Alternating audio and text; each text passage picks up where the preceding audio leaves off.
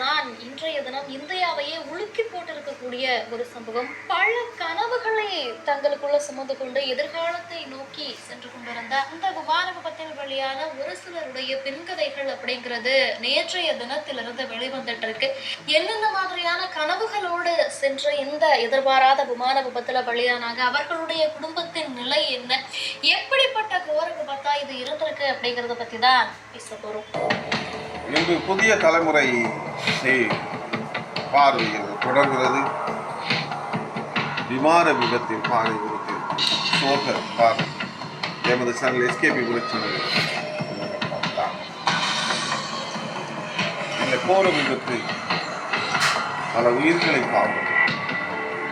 யார் இதற்கு காரணம்? அகமதாபாத்திலிருந்து லண்டன் கேட்விக் புறப்பட்ட விமானம் சரியா 1:38க்கு டேக் ஆஃப் ஆகி 1:43க்கு அருகில் இருக்கக்கூடிய ஒரு மருத்துவர் மாணவர் தங்கும் விடுதி மேல விழுந்திருக்கு. விடுதி மேல விழுந்ததால அந்த விடுதி கட்டடமும் சேர்ந்து விமானத்தோடு வெடித்து தீப்பிடித்து எரிந்திருக்கிறது. இதுல பல நூறு உயிர்கள் வெளியாகி இருக்கலாம் அப்படின்னு அஞ்சப்பட்ட நிலையில விமான விபத்தில் சிக்கிய ஒருவர் மட்டும் உயிர் பிழைத்திருக்கிறார் அப்படிங்கிற செய்தி முதல் கட்டமா வெளியாச்சு. அந்த ஒருவர் யார் அப்படின்னா விஸ்வேஷ்குமார் அப்படின்னு சொல்லப்படுற அந்த ஒரு நபர் தான். அவர் எப்படி தப்பித்தார் அப்படின்னா எக்கனாமி கிளாஸ்ல இருக்கக்கூடிய முதல் வரிசையில அவர் அமர்ந்திருந்ததாகவும் ஏற்கனவே அந்த விமானத்தை பற்றிய தகவல்கள் பயணிகளுக்கு தெரிவிக்கப்பட்டது. அதாவது விமானத்துல ஒரு எமர்ஜென்சி அப்படின்னு அந்த ஒரு அறிவிப்பு வந்ததை தொடர்ந்து தன்னுடைய சீட் பெல்ட்டை அவர் அகற்றி இருக்கிறார். எப்போன்னு நேரம் பார்த்துட்டு இருந்த அவர் சரியா விமானத்துல ஏற்பட்ட பிளவின் வழியே குதித்து தப்பித்ததா அவர் கூறியிருக்கிறார். அது மட்டுமல்ல, அவருடைய குடும்பத்தினர் ஒரே சேர எங்களுக்கு மகிழ்ச்சியும் துக்கமும் சேர்ந்து அமைஞ்சிருக்கு அப்படின்னு சொல்லியிருக்காங்க. இதற்காக அப்படின்னு பார்த்தோம்னா விஸ்வேஷ்குமார் உயிர் தப்பிட்டார், ஆனால் அவருடைய சகோதரர் உயிர் தப்பவில்லை. இருவரும் இங்கிலாந்துல இருந்திருக்கிறார்கள். தங்களுடைய குடும்பத்தினரை பார்த்து விட்டு செல்லலாம் அப்படிங்கிறதுக்காக கடந்த சில நாட்களுக்கு முன்பு குஜராத் வந்திருக்காங்க. வந்துட்டு அங்கிருந்து மீண்டும் லண்டன் கிளம்பும் போதுதான் இந்த விபத்து அப்படிங்கிறது ஏற்பட்டிருக்கு. அவருடைய உடன்பிறந்த சகோதரர் உயிர் பிழைக்கவில்லை. இவர் மட்டும் அந்த விமானம் வெடித்து செல்லும் போது அதில் ஏற்பட்ட பிளவு வழியா குதிச்சு தப்பிச்சிருக்கிறார். அது மட்டும் இல்ல, அவர் என்ன கூறியிருக்கிறார் அப்படின்னா, நான் எங்களுக்கு எமர்ஜென்சி அப்படின்னு சொல்லப்பட்ட உடனேயே சீட் பெல்ட் எல்லாம் கலட்டிட்டு அது பார்த்துட்டு இருந்தேன். கரெக்டா கிடைச்ச ஒரு கேப்ல நான் வெளியில குதிச்சுட்டேன். ஆனா என்னுடைய சகோதரர் அங்கேயே இருந்தார். அவர் என்ன ஆனார் அப்படிங்கிறது எனக்கு தெரியல. அவருடைய உடலாவது கிடைக்குமா அப்படிங்கிறது எனக்கு தெரியல. நான் கண் விழித்து பார்த்த போது என் மேல் பிண குவியல்களா கிடந்தது. அங்கங்க விமானங்களுடைய எச்சங்கள் சிதறி கிடந்தன. எனக்கு என்ன நடந்துச்சு அப்படிங்கிறதே புரியல. நான் வேகமா எந்திரிச்சு ஓட ஆரம்பிச்சுட்டேன். திடீர்னு ஒரு கை என்னை தட்டுச்சு. அப்புறம் யாரோ என்ன ஆம்புலன்ஸ்ல ஏற்றி கொண்டு வந்து ஹாஸ்பிட்டல்ல விட்டுருக்காங்க. இது மட்டும் தான் எனக்கு நினைவு இருக்கு அப்படின்னு அவர் சொல்லியிருக்கிறார். அவருடைய குடும்பத்தினர் இவருடைய இன்னொரு சகோதரரான ரமேஷ் என்ன சொல்லியிருக்கிறார் அப்படின்னா, எங்களுடைய குடும்பத்திற்கு நாங்க சந்தோஷப்படுறதா இல்ல துக்கப்படுறதான்னு தெரியல. ஒருவராவது உயிர் பிழைத்து விட்டாரே அப்படிங்கிற சந்தோஷம் ஒரு புறம் இருந்தாலும் இன்னொரு சகோதரர் இறந்து விட்டாரே அப்படிங்கிற துக்கம் ஒரு புறம் இருக்கு. என்னுடைய தாயை பாருங்க, என்ன பண்றதுன்னே தெரியாம பிரேமை பிடித்த மாதிரி அழுது கொண்டிருக்கிறார். இதுதான் எங்களுடைய குடும்பத்தினுடைய நிலை. எங்களுக்கு என்ன சொல்வதென்றே தெரியவில்லை. ஒருவர் உயிர் பிழைத்திருக்கிறார் அப்படின்னு சந்தோஷப்படுவதா, இல்லை இன்னொருவர் இறந்து விட்டார் அப்படின்னு துக்கப்படுவதா என்று தெரியாத குழப்பமான மனநிலையில் தான் நாங்கள் இருக்கிறோம் அப்படின்னு சொல்லிட்டு அவர் தங்களுடைய பேட்டியில தெரிவித்தார். சரி, இந்த விமான விபத்துல விஸ்வேஷ் ஒருவர் மட்டும்தான் உயிர் பிழைத்திருக்கிறாரா அப்படின்னு கேட்டா இல்லை. இந்த விமான விபத்தை தவிர்த்த இன்னொரு பெண்ணும் உயிர் பிழைத்திருக்கிறார். அவர் தரப்பிலிருந்து என்ன சொல்லப்பட்டிருக்கிறது அப்படின்னா, இந்த விமானத்தை எப்படியாவது பிடிச்சிடணும் அப்படின்னு சொல்லிட்டு தான் நான் என் குழந்தையை என் தாயிடம் கொடுத்து விட்டு வீட்டிலிருந்து கிளம்பினேன். என் குழந்தையால எனக்கு சிறிது தாமதம் ஆயிட்டே இருந்தது. அவளை என்னுடைய அம்மா கிட்ட விட்டுட்டு வரதுல பிரச்சனைகள் இருந்தது. அழுதுட்டே இருந்தா. அதனால அவளை சமாதானப்படுத்தி நான் என்னுடைய குழந்தையை என் தாய் கிட்ட விட்டுட்டு வேகமா என்னுடைய தந்தையோட ஏர்போர்ட்டுக்கு வந்துட்டு இருந்தேன். நிறைய டிராஃபிக் இருந்ததுனால டிராஃபிக்ல சிக்கிட்டு 10 நிமிடம் தாமதமா தான் நான் ஏர்போர்ட் வந்தேன். ஆனா செக்கிங்ல விமானம் புறப்பட தயாராயிருச்சு, நீங்க போனீங்க அப்படின்னா விமானம் இன்னும் தாமதமாகும், அதனால விடமாட்டோம் அப்படின்னு சொன்னாங்க. நாங்க அங்க நின்று ரொம்ப நேரம் போராடி பார்த்தோம், ரொம்ப நேரம் கெஞ்சி பார்த்தோம். இந்த ஃபிளைட்டை நான் பிடிச்சே ஆகணும், இல்லைன்னா என்னுடைய பணியில சிரமம் ஏற்படும், அதனால தயவு செஞ்சு இந்த ஃபிளைட்ல ஏறதுக்கு எனக்கு வாய்ப்பு கொடுங்க அப்படின்னு எவ்வளவோ கெஞ்சியும் அவர்கள் 10 நிமிடம் நீங்க தாமதமா வந்திருக்கீங்க, அதனால ஃப்ளைட் டேக் ஆஃப் ஆக போகுது, இப்போ நிறுத்த முடியாது அப்படின்னு சொல்லிட்டு செக்கிங் அதிகாரிகள் என்ன உள்ள விடவே இல்லை. உடனடியா நானும் என் தந்தையும் என்ன செய்யறது அப்படின்னு தெரியாம குழப்பமான மனநிலையில இருந்து அங்கிருந்து ஒரு 4-8 தான் வைத்தோம். உடனடியா விமானம் விபத்துக்குள்ளாகி விட்டது அப்படிங்கிற ஒரு தகவல் வந்தது. எனக்கு அதை எப்படி எடுத்துக்கிறதுனே தெரியல. நல்ல வேளை நான் உள்ள போகலை அப்படின்னு நினைச்சு சந்தோஷப்படுறதா, இல்ல 240 உயிர்கள் பலியாகி இருக்கே அப்படின்னு நினைச்சு துக்கப்படுறதா அப்படின்னு தெரியல அப்படிங்கிற அவருடைய கருத்துக்களையும் அவர் சொல்லி இருக்கிறார். அவருடைய தந்தையும் இதையே தான் கூறியிருக்கிறார். நாங்க எவ்வளவோ முயற்சி செய்தும் எங்களால உள்ள போக முடியல, விமானம் இன்னும் டேக் ஆஃப் ஆகல, நாங்க போறோம் அப்படின்னு கேட்டும் கூட அவங்க உள்ள விடல. ஆனாலும் வெளியே வந்த உடனேயே விமானம் வெடித்து சிதறி விபத்துக்குள்ளாகி விட்டது அப்படின்னு கேட்டப்போ என்னுடைய மகளை நினைத்து நான் சந்தோஷப்படுவதா, இல்லை இத்தனை உயிர்களை பலி கொண்டிருக்கிறதே அப்படின்னு வேதனைப்படுவதா அப்படிங்கிறது தெரியல அப்படின்னு அவரும் சொல்லி இருக்கிறார். இதே போல இதுவரைக்கும் அந்த விமான விபத்தில் பலியான இந்த இருவரை தவிர, அதாவது பிளைட்ல ஏறாமல் விட்ட 242 பயணிகள்ல இவர் ஒருவர் ஏறவில்லை. அதனால 241 பேர் உள்ளே இருந்திருக்கிறாங்க விமானிகளோடு சேர்த்து. துணை விமானி முதல் கொண்டு விஸ்வேஷ்குமாரை தவிர்த்து மொத்த பேரும் பலியாகி இருக்கிறார்கள். 240 பேர் இந்த கோர விபத்தில் பலியாகி இருக்கிறார்கள்.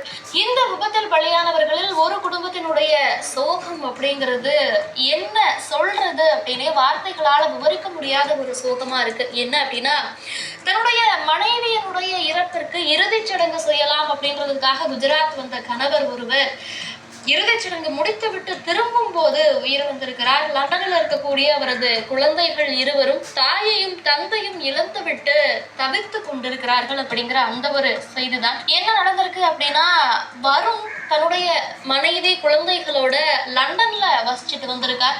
எதிர்பாராத விதமா தன்னுடைய மனைவி திடீர்னு இறந்து போயிருக்காங்க. என்னுடைய மனைவியை நான் ஏதோ ஒரு தேசத்தில் அடக்கம் செய்ய விரும்பவில்லை. நான் அவளை அவள் பிறந்த மண்ணான குஜராத்தில் தான் அடக்கம் செய்ய வேண்டும். அவருடைய இறுதி சடங்குகள் எல்லாம் நான் அங்கு வைத்துதான் செய்ய வேண்டும் அப்படின்னு சொல்லிட்டு தன்னுடைய குழந்தைகள் அலைய வேண்டாம் அப்படின்னு சொல்லிட்டு குழந்தைகளை லண்டனில் விட்டுவிட்டு தன்னுடைய மனைவிக்கு இறுதி காரியங்கள் எல்லாம் செய்வதற்காக குஜராத் வந்திருக்கிறார். தன்னுடைய மனைவியுடைய இறுதி காரியங்களை எல்லாம் முடித்துவிட்டு என்னதான் தனக்கும் சோகம் இருந்தாலும் தனக்காக லண்டனில் 2 பிஞ்சு குழந்தைகள் காத்திருக்கிறார்களே அப்படிங்கிற அந்த ஒரு காரணத்திற்காக அவர் மீண்டும் லண்டன் புறப்படுவதற்காக தன்னுடைய குழந்தைகளுடைய எதிர்காலத்தை கவனிக்க வேண்டுமே அப்படின்னு சொல்லிட்டு தன்னுடைய மனைவியுடைய இழப்பிலிருந்து இன்னும் மீளாத அந்த ஒரு தருணத்துல குழந்தைகளுக்காக அந்த விமானத்தில் ஏறி பயணம் செய்திருக்கிறார். இந்த நிலையில் தான் விமானம் வெடித்து சிதறி இருக்கிறது.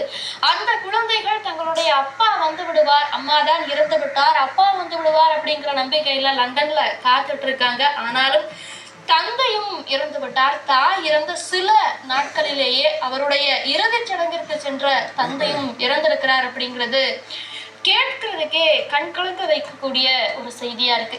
இதே போலதான் ஒரே குடும்பத்தை சேர்ந்த 3 பிஞ்சு குழந்தைகள் உட்பட 5 பேர் உயிரிழந்திருக்கிறாங்க. இந்த குடும்பம் ராஜஸ்தானை சேர்ந்த குடும்பம், பன்ஸ்வாரா அப்படிங்கிற இடத்தை சேர்ந்த ஒரு குடும்பம். கணவர் பிரதீக் ஜோஸ்வி, மனைவி ஒரு மருத்துவரா இருக்கார். கணவர் வெளிநாட்டுல லண்டன்ல கடந்த 5 வருடங்களா தனியா தன்னுடைய குடும்பத்திற்காக மென்பொருள் உதவியாளரா பணியாற்றிட்டு வந்துட்டு இருந்திருக்கார். இந்த நிலையில தான் 5 வருடங்கள் குடும்பத்தை விட்டு பிரிந்து இருந்திருக்கிறார்.